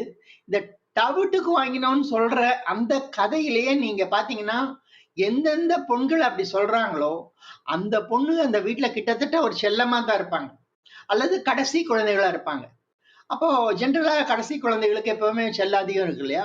அப்ப அந்த குழந்தைகள சொல்லுவாங்க. முதல் குழந்தைய போய் யாரும் தவிட்டுக்கு வாங்கினோம்னு ஜென்ரலா அனலைஸ் பண்ணி பார்த்தா சொல்ல மாட்டாங்க அப்படின்னு தான் நான் நினைக்கிறேன். என்னோட ஸ்கூல் டேஸ்ல ஒரு 6 வீடுகள் கொண்ட அபார்ட்மெண்ட் அது. அங்க வந்து ஒரு முதல்ல சொல்லியிருக்கேன்னு நினைக்கிறேன் ஏதோ ஒரு நிகழ்ச்சியில, ஒரு அப்பா அம்மா அவங்களுக்கு வந்து ஒரு 5 வயசு பையன், 2வது குழந்தை பிறக்கிறப்போ அந்த பையனுக்கு ஒரு 5 வயசு ஆயிடுது. அப்போ வந்து அவனுக்கு அந்த ஃபீலிங் தெரியுது. அந்த சின்ன குழந்தைய அவங்க கவனிக்கிறப்போ பெரிய பையனுக்கு ஃபீலிங் வருது. தன்னை கவனிக்காம விட்டாங்களோ, தன்னை இவங்க வந்து புறக்கணிக்கிறாங்களோ அப்படிங்கிற எண்ணம் வந்து, அந்த குழந்தை இங்க இருக்கக்கூடாது வீட்டுல, அந்த குழந்தைய நீங்க தூக்கக்கூடாது அப்படின்னு அழுவான், சத்தம் போடுவான். இன் டியூ கோர்ஸ் அது சரி ஆயிடுச்சுன்னு வச்சுங்களேன். ஆனா அந்த மாதிரி ஒரு குழந்தைகளோட சாதாரண எண்ணம் தான் அது. இதுல ரொம்ப வந்து பேரண்டிங் தப்பு, அவங்க வந்து இன்னும் வளர்த்தணும் அப்படிங்கறதெல்லாம் ஒண்ணும் கிடையாது. இது வந்து சாதாரண அப்பா குழந்தைகளுக்கான இயல்பான விஷயங்களை பேசக்கூடிய கதை தான் அது. கதையை ரொம்ப நல்லா சொல்லியிருக்காரு. கதையை முடிக்கணுமேங்கிறதுக்காக அந்த கனவு சீன் வருதே தவிர, அந்த அளவு அந்த குழந்தைகிட்ட வன்மம் இருக்கு, அப்பாவை போய் கொலை பண்ண நினைக்கும் அப்படிங்கறதெல்லாம் வந்து ஒரு 3-4 வயசு பொண்ணுக்கெல்லாம் வராது. அப்பாவை அடிக்கலான்னு தோணும், செல்லமா வந்து குத்தும், அந்த மாதிரிலாம் தோணும். அதோட அதீத கற்பனையா வந்து கொலை பண்றது அப்படிங்கிறது அந்த கதைக்கான ஒரு எண்டிங்காக தான் அவர் ஒரு எண்டிங்கை கொண்டு வந்திருக்கார் தவிர, மற்றபடி ஒரு வீட்டில் நடக்கிற கதையை தான் அவர் சொல்ல விரும்பியிருக்காரு. ஓகே, கதை நல்லா தான் இருந்துச்சு. Very good, thank you. அடுத்தது பேசலாம். நன்றிங்க சார். அசோக், நீங்க பேசுறீங்களா? Yes sir. ஹலோ, கேட்குதுங்களா? கேட்குது, பேசுங்க. அனைவருக்கும் வணக்கம். இந்த கதையோட சிறப்பு வந்து எல்லாரும் எல்லாத்துக்குமே வந்து ஏதாவது ஒரு காலகட்டத்தில் வந்து பொருத்தி பார்க்கக்கூடிய மாதிரி இருக்கிறது தான் அந்த கதையோட சிறப்புன்னு நினைக்கிறேன் நான். ஒரு சிறிய பெண்ணோட பார்வையில் வந்து ஒரு குடும்பம் எப்படி விரியுது அப்படிங்கிற மாதிரி கதையை நகர்த்திட்டு போயிருக்காரு. அதுவும் சின்ன சின்ன எபிசோடாக வந்து ஒவ்வொரு நிகழ்ச்சியாக சொல்லிட்டு போகிறது வந்து நல்லாவே இருந்தது. இந்த சிப்ளிங் ரைவலரிங்கிறது வந்து கிட்டத்தட்ட வந்து ஒரு யூனிவர்சல் ஃபினோமெனன். அது ரொம்பவும் கேர்ஃபுல்லாக ஹேண்டில் பண்ணக்கூடிய விஷயமும் கூட இது. எல்லா இடத்துலையுமே இருக்குது. இதில் என்னென்னா, ஒரு ஃபாதருக்கும் டாட்டருக்கும் உள்ள இருக்கிற ஒரு பாண்ட் வந்து ரொம்ப ஸ்பெஷல் பாண்ட் அது. ஈவன் ஃபாதர் சன்னுக்கிட்ட வந்து அதை எதிர்பார்க்க முடியாது. ஃபாதர் டாட்டர் வந்து ரொம்பவுமே ஒரு ஈர்க்கக்கூடிய ஒரு இது. அதில் ரெண்டுமே இந்த கதையில் வந்து ரெண்டுமே பொண்ணாக இருக்கிறனால வந்து அந்த சின்னவ வந்து அவன் மேலே அதிக அக்கறையை வந்து இந்த அட்டென்ஷன் சீக்கிங் மாதிரி அதிகமாக வந்து லவ் பண்ணப்படணும் அப்படின்ட்டு எதிர்பார்க்குறது மாதிரி இந்த கதையில் வந்து இருக்குதுன்னு நினைக்கிறேன் நான். என்னோட ஃபேமிலியில் கூட வந்து ஃபஸ்ட்டு பொண்ணு, அடுத்தது பையன். வீட்டுக்கு வந்த உடனே வந்து நேராக நான் வந்து பையனை போய் கொஞ்ச மாட்டேன் நான். பார்க்கணுன்னு ஆசை இருந்தாலும் ஃபஸ்ட்டு வந்து பொண்ணை தூக்கி கொஞ்சிட்டு எப்படி இருக்கடா அப்படின்னு சொல்லிட்டு அவகிட்ட கொஞ்ச நேரம் பேசிட்டு அப்புறம் ட்ரெஸ் சேஞ்ச் பண்ணலாம் பண்ணிக்கிட்டு அவள் என்ன பண்ணுறான் தம்பி அப்படிங்கிற மாதிரி கேட்டு அப்போ அவன் சொல்லுவாள் இப்படி பண்ணா அப்படி பண்ணா அப்படின்னு சொல்லி சரி பார்க்கலாம் வான்னு கூப்பிட்டு போவ. ஸோ அப்படி அவளை வந்து ஃபஸ்ட்டு வந்து நம்பர் ஒன்னாக வந்து ஃபீல் பண்ண வைக்கணும் அதை அப்படிங்கிறது வீட்லேயும் சொல்லியிருந்தேன் நான். அவள் தான் நம்பர் ஒன்றுங்கிற மாதிரி. ஏன்னா சின்ன குழந்தைக்கு தெரியாது, அவள் வந்து பெருசாக ஃபீல் பண்ண போகிறது கிடையாது. அப்படி வந்து பொண்ணுக்கிட்ட வந்து நான் பிஹேவ் பண்ணியிருக்கேன். இந்த மாதிரி ஒரு சின்ன அண்டர்ஸ்டாண்டிங் வந்து அந்த வீட்டில் இருக்கவங்க எல்லாத்துக்குமே வந்து இருந்தால் பெட்டராக இருக்குன்னு தான் தோணுது. இந்த மாதிரி யாராவது வந்து ஊரில் வரவங்க வந்து புதுசாக வந்தவங்க தவுட்டுக்கு வாங்கினேன் அப்படி ஏதாவது சொன்னால் இமிடியேட்டாக இல்லைடா அப்படிலாம் கிடையாது, பாரு நீ என்ன மாதிரி இருக்க அப்படின்னு சொல்லி உடனே அந்த மாதிரி அதுக்கான ஒரு இடத்த வந்து நான் கொடுத்தது கிடையாது.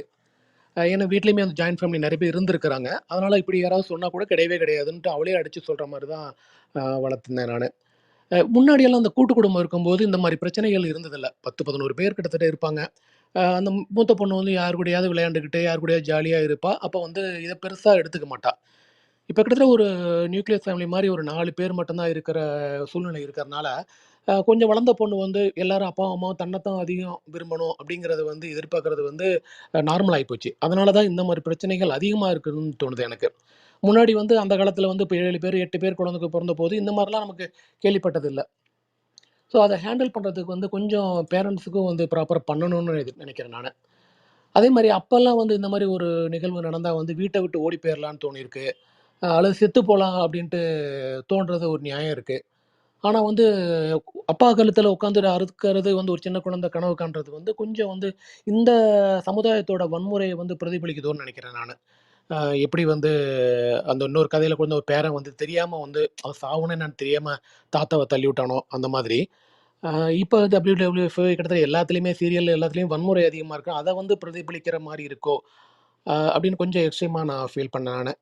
அந்த ஒரு இதை வந்து நெருடலை வந்து அந்த கிளைமேக்ஸில் வந்து மாவு கட்டி பிடிச்சிட்டு அந்த கழுத்தை தடவுறதுல வந்து ஒரு சாஃப்ட் டச் கொடுத்து எழுத்தாளர் வந்து வின் பண்ணிட்டு போயிடுறாரு. மற்றபடி ஒரு நல்ல ஒரு ரீடிங் எக்ஸ்பீரியன்ஸ். தேங்க்யூ. நன்றி அசோக். இப்போ கீழே ஆடியன்ஸில் இருக்க யாராவது பேசணும்னா ஹேண்ட் ரைஸ் பண்ணிடுங்க. எல்லாரும் பேசியாச்சு. நான் மட்டும்தான் இன்னும் பேசாமல் இருக்கேன். ஹேண்ட் ரைஸ் கொடுத்ததுன்னா கொடுத்துருங்க. ஓகே, இப்போ கிருஷ்ணகுமார் பேசிட்டாரா கதிர்? பேசிட்டார் சார். ஓகே ஓகே சரி. இப்போ என்னன்னா, பிரசன்னா சார் சொல்லி அவங்க அந்த 2 பேர் பொண்ணு தான் வந்து பேர் வந்து ஒரிஜினல் நேம் அப்படின்னு சொல்றதுக்கு முன்னாடி எனக்கு வந்து இது அவரோட சொந்த கதை அப்படிங்கிறது எனக்கு கதை. யாரு எனக்கு பேர் வச்சா அப்படின்னு கேட்கும்போது பொண்ணுக்கு அவர் வச்சிருக்க பேர் யார் வச்சாங்கன்னா, பையன் பிறந்தது தான் நகுலன்னு வச்சிருப்பேன் அப்படிங்கிற போது ஓகே, நகுலங்கிற பேர் என்ன ஒரு வாசிப்பு இல்லாத ஒரு எழுத்தாளரா இல்லாத ஒரு ஆள் வைக்கிற அளவுக்கு தமிழ்நாடு வளர்ந்துருச்சு.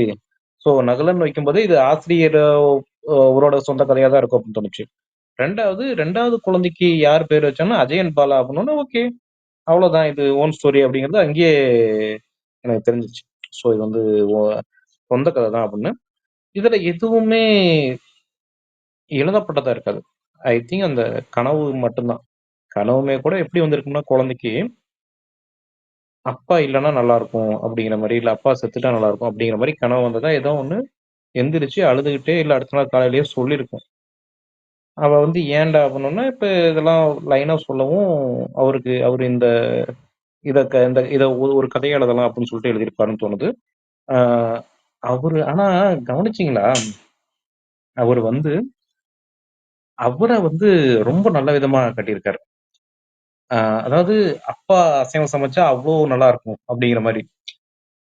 ஆணின் ஆண்மையின் பெருமை பேசுகிறானாம் அப்படிங்கிற மாதிரி அவரின் சமையலையே அவரே பெருமை பேசிக்கிறாரு. நான் அதை தான் பார்த்தேன். ஓ, இப்ப மத்தவங்களுக்கு தெரியாது இது அவரோட கதைன்னு. பட் அவரோட கதையா தெரிஞ்சா அப்ப நம்ம என்ன சொல்லுவோம் அப்படிங்கிற மாதிரி. ஆஹ் ஒரு நிமிஷம், ஒரு கதை வருது. அடுத்து அந்த குழந்தையோட பெர்ஸ்பெக்டிவ் பத்தி எல்லாருமே பேசிட்டீங்க. அதுல நான் புதுசா சொல்றதுக்கு ஒண்ணும் இல்ல. ஆஹ் என்னங்க வீட்டுல வந்து நான் 4வது பையன். எனக்கு முன்னாடி 2 அண்ணன் ஒரு அக்கா அப்படிலாம் இருக்கிறதுனால இந்த மாதிரியான இது வராது. என்னையெல்லாம் தவிட்டுக்கு வாங்கிட்டு வந்தேன்லாம் என்னை யாரும் சொன்னதே இல்லை. எங்க அண்ணங்க ஏதாவது விளையாட்டுக்கு சொன்னா கூட எங்க வீட்டுல வெளுத்து விட்டுருவாங்க. என்னை அள வச்சா கடைக்குட்டி சொல்லணுங்கிறதுனால அந்த மாதிரி எதுவும் பண்ணதில்லை. ஆனா அப்ப இருக்கிற குழந்தைகளும் இப்ப இருக்கிற குழந்தைகளும் ஒரு கேள்வி கேட்பாங்க. அந்த கேள்வி மட்டும் மாறல, சொல்ற பதில் வேணா மாறி இருக்கே தவிர என்னை ஏன் பெத்தீங்க அப்படிங்கிற கேள்வி மட்டும் இன்னும் மாறவே இல்லை. பெத்தவங்க மேல ஒரு கோபம் வந்தா முதல்ல இது வந்து அதுதான், என்னை ஏன் பெத்தீங்க அப்படிங்கிறது. ஸோ இந்த கதை வந்து ஒரு 2016 எழுதியிருக்காரு. 2016 எழுதியிருக்காரு. அப்போ வந்து கிட்டத்தட்ட 8 வருஷம் ஆச்சு. அந்த குழந்தைங்களாம்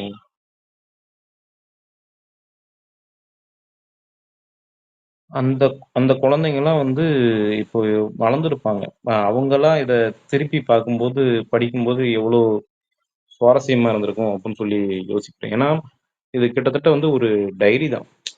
எழுத்தாளர்களுக்கு இது ஒரு வசதியான விஷயம். அவங்களோட வாழ்க்கையில நடக்கிற, கேள்விப்படுற சுவாரஸ்யமான சம்பவங்கள வந்து இதா ஒரு கதையா எழுதி வச்சிரும்போது, ரொம்ப நாள் கழிச்சு திருப்பி பார்க்கும்போது ஒரு சுவாரஸ்யம் கிடைக்கும். அந்த வகையில காலபைரவன் இந்த கதை எழுதியிருக்காரு. ஆஹ் இது 25வது வாரமும் ஒரு கடந்த 2 வாரமே கொஞ்சம் சீரியஸான கதைகளை இது பண்ணதுனால, நம்ம நம்ம சிறுகதையாடல எப்பவுமே மத்த இதையும் சொல்லிட்டு, நம்ம நம்மளோட வாழ்க்கையை திருப்பி பார்த்து அதை ஒரு கலந்துரையாடி கொஞ்சம் ரிலாக்ஸ் பண்ணிக்கிற மாதிரி இருக்கும் அப்படிங்கிறதுக்காக தான் இந்த கதை படிச்சதுமே ஓகே பண்ணது. நல்லா இருந்தது. ஆஹ் எனக்கு இந்த தடவை இது ஒரு பெண் குழந்தைகள் சம்பந்தப்பட்டது, அதுவும் 2 குழந்தைங்க இருக்கிறதுனால எனக்கு அதிகம் கருத்து இல்ல. வேறு யாருக்கானும் ஏதேனும் கருத்துக்கள், கேள்விகள் இருந்தா சொல்லுங்க.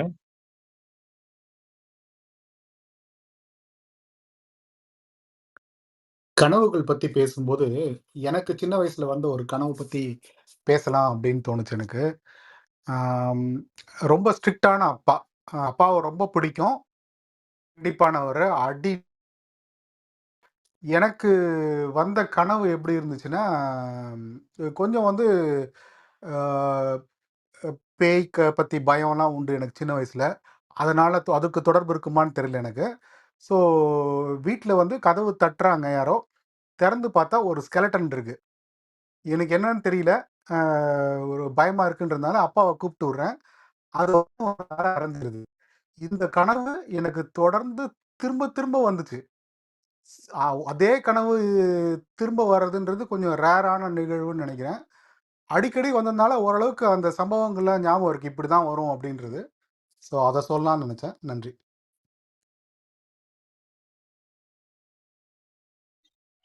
நன்றி கிருஷ்ணா. அருள். ஓகே, எல்லாரும் பேசியாச்சா? அனுராதா மேம், நீங்க அன்மியூட் பண்ணிருக்கீங்களா? ஏதாவது சொல்றீங்களா?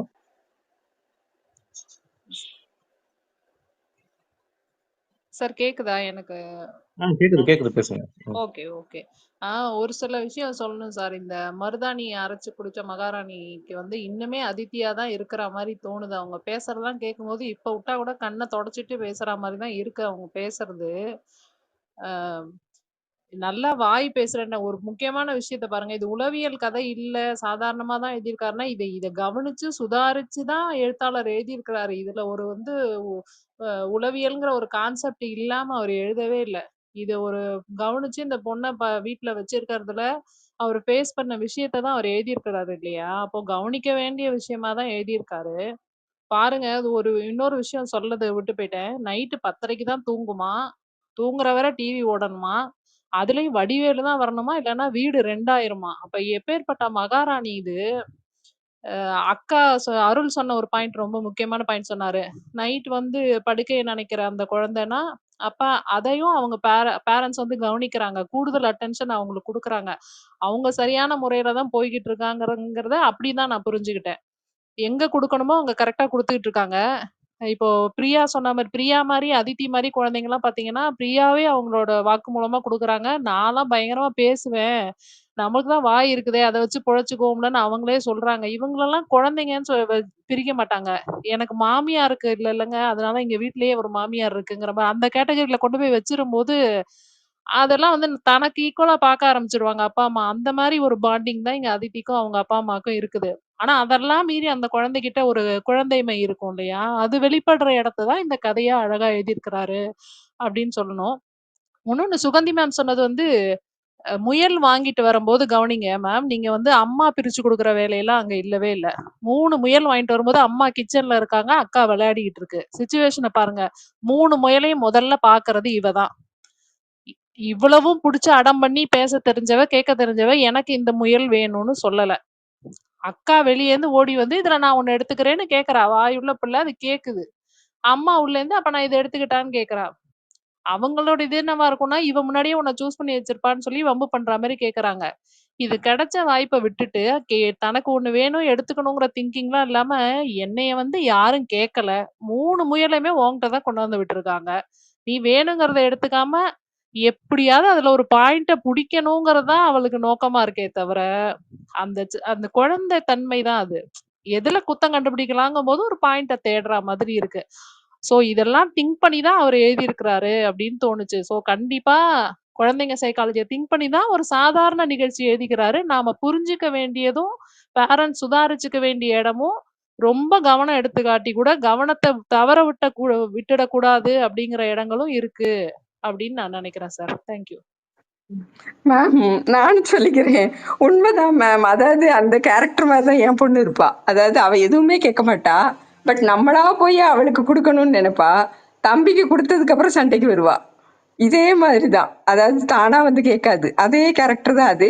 பட் எனக்கு இதுல வந்து நான் நினைச்சேன், திரும்பவும் அதே தான் சொல்றேன். பேரண்ட்ஸ் வந்து நம்ம இறங்கி தான் மேம் போகணும். இந்த மாதிரி வம்பு குழந்தைங்களை வந்து கொஞ்சம் கீழே போய் அவங்கள பெட் பண்ணி அவங்களுக்கு இம்பார்ட்டன்ஸ் கொடுக்குற மாதிரி கொடுத்து அவங்கள சரி பண்ணிட்டோம்னா பின்னாடி எந்த விரிசலும் வராது. ஏன்னா அப்பா மேல பாசம் இல்லாம போயிடக்கூடாது, அப்புறம் அம்மா மேல கண்டிப்பா. பாசம் இல்லாம போயிடக்கூடாது. வீடு நம்ம தம்பிக்கு தான் இம்பார்ட்டன், தங்கச்சிக்கு தான் அக்காவுக்கு தான் இம்பார்ட்டன்ட் கொடுப்பாங்க, நமக்கு ஒண்ணுமே இருக்காது அப்படின்னு ஃபியூச்சர்ல வந்துடக்கூடாது. பார்த்தீங்களா? அதையும் நாம கொஞ்சம் கான்சியஸா இருக்கணும். கரெக்ட் பட் தான். எந்த சூழ்நிலையிலயும் அக்கா முக்கியம் இல்லம்மா, அக்காலாம் முக்கியம் இல்லம்மா எனக்கு. நீ தான் முக்கியங்கிற மாரி சொல்லக்கூடாதுன்னு நான் சொல்றேன். 2 பேரும் முக்கியம்னு தான் சொல்லணும். இப்போ ஒரு எந்த சூழ்நிலையிலும் அது ஒருத்தர் வந்து நீங்க சொல்றீங்கல்ல, இப்போ அப்படியெல்லாம் நீ நெனச்சுக்காத, நான் உன்னையும் தான் கவனிச்சுக்கிறேன். அக்காலாம் முக்கியமே அத கிடையாது எனக்கு. நீ வெளிப்படையா தான்டா கண்ணு பேரண்ட்ஸ் வந்து முக்கியம். சில நேரங்கள் சில எப்பயுமே நேரங்கள் ஒரு வெளிப்படையா. சார்பா இப்போ ஒரு சின்ன விஷயம் சொல்றேன். என்னை தப்பா நெனச்சாலும் சரி, எங்க வீட்ல நாங்க கல்யாணம் பண்ணி வந்துட்டு விளக்கேத்த சொல்லும்போது, எங்க மாமனார் ம், சொன்னாரு. 2 திரி ஏத்துவோம் எங்க வீட்ல. ஒண்ணு ம், வந்து என் வீட்டுக்காராவும், இன்னொன்னு அவங்க தங்கச்சி. எங்க வீட்ல 2 குழந்தைங்களே 2 தீபமா நாங்க நெனச்சுக்குவோம்மா, விளக்கேத்து அப்டின்னாங்க. வெரி சரிங்க குட். பத்த வைக்கிறேன் அப்டின்னு சொல்லிட்டு நான் பத்த வச்சேன். அது மாரி நாம என்ன பேசணும், எங்க பேசணுங்கிறதுல ஒரு முக்கியமானது ஒண்ணு இருக்கு. அத வந்து நம்ம கண்டிப்பா கண்டிப்பா. அதனால பட் எந்த எனிவே ரொம்ப சூழ்நிலையிலும் ஒருத்தர இன்ட்ரெஸ்டான டாபிக். ஒசத்திடக்கூடாதுன்னு சொல்றேன். ஓகே. சரி, தேங்க் யூ மேடம். ஆசிரியர் என்ன சொல்றாருன்னு வேணா கேட்போம் sir. Okay ma'am. Thank you. Okay. இப்போ எப்படி சொல்றது? இப்போ அந்த பொண்ணு இது வந்து அவங்க அப்பாவோட வெர்ஷன். அந்த பொண்ணோட இதுல வந்து எழுதுனாதான் எப்படிங்கிறது நமக்கு தெரியும். எல்லாரும் பேசியாச்சுன்னு நினைக்கிறேன். இன்னைக்கு கொஞ்சம் சீக்கிரமாவே முடியுது. பரவாயில்ல, கொஞ்சம் லைட் ஃபீல் குட் ஸ்டோரி தான். இதுக்கு மேல நம்ம பேச ஒன்றும் அவசியமும் இல்லை. முகமது சாரும் இன்னைக்கு வரல. ஓகே, வேற ஏதேனும் கருத்துக்கள் இருக்கா, இல்லை நிகழ்வு முடிச்சுக்கலாமா?